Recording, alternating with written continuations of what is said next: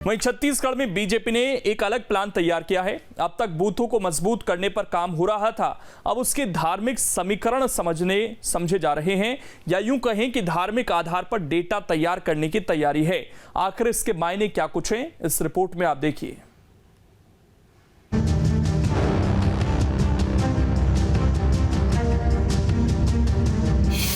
छत्तीसगढ़ में बीजेपी का अनोखा प्लान, बूथों के धार्मिक समीकरण पर है ध्यान। बहाना भले ही बूथ को मजबूत करने का है, लेकिन एजेंडे में कुछ और भी है। दरअसल बीजेपी 2023 में बड़ा धार्मिक दांव खेलने की तैयारी में है। क्या है इसके सियासी मायने और क्या है पूरा प्लान, ये भी आप जान लीजिए। बीजेपी कमजोर बूथ तलाश रही है। विधायकों सांसदों को एक पर्ची दी गई है। पर्ची में हर बूथ की जानकारी लेनी है। पर्ची में एक धर्म का भी कॉलम रहेगा। वोटर के जरिए धार्मिक समीकरण जाने जाएंगे। तो क्या ये माना जाए कि 2023 में बीजेपी बड़े ध्रुवीकरण की तैयारी में है? हालांकि बीजेपी इससे साफ तौर पर इनकार कर रही है। दावा है कि पार्टी को मजबूत करने के लिए ये कवायद हो रही है।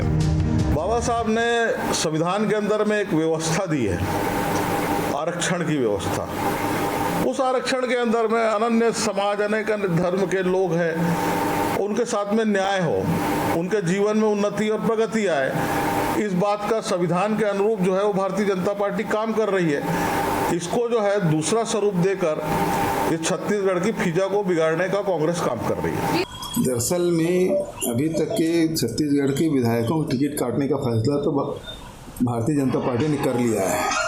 अब इस सांसदों को कैसे निपटाना है, उसे कैसे छुटकारा पाना है, उसका भी रास्ता ढूंढ रहे हैं। ये रास्ता वही है।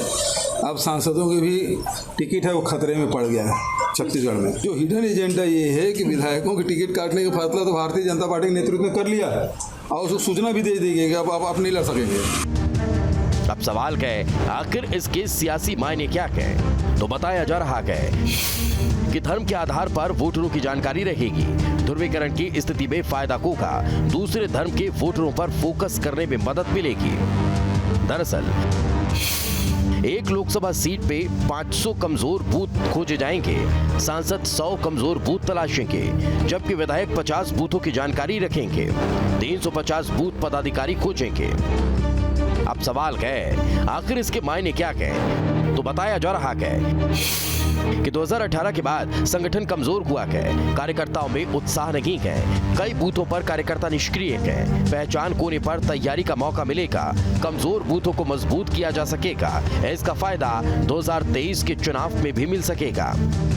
मतलब ये कि बीजेपी 2023 के साथ साथ 2024 की भी तैयारी में जुटी हुई है।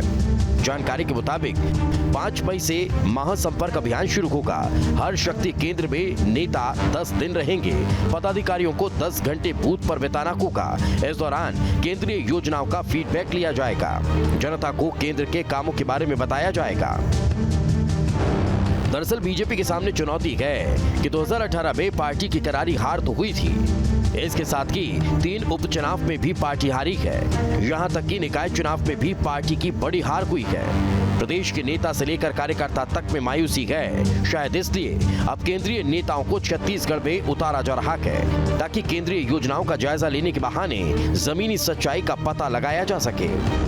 छत्तीसगढ़ में 2023 विधानसभा चुनाव के पहले भारतीय जनता पार्टी अपने तमाम बूथों को मजबूत करने की तैयारी कर रही है। यही कारण है कि बीजेपी धार्मिक और सामाजिक आधार पर सभी बूथों से जानकारी इकट्ठी करेगी, साथ ही इसमें फॉर्म भी भरवाए जाएंगे। अब इसको लेकर छत्तीसगढ़ की सियासत तब गर्म हुई जब कांग्रेस ने बीजेपी पर सांप्रदायिक राजनीति करने के संगीन आरोप मढ़ दिए हैं।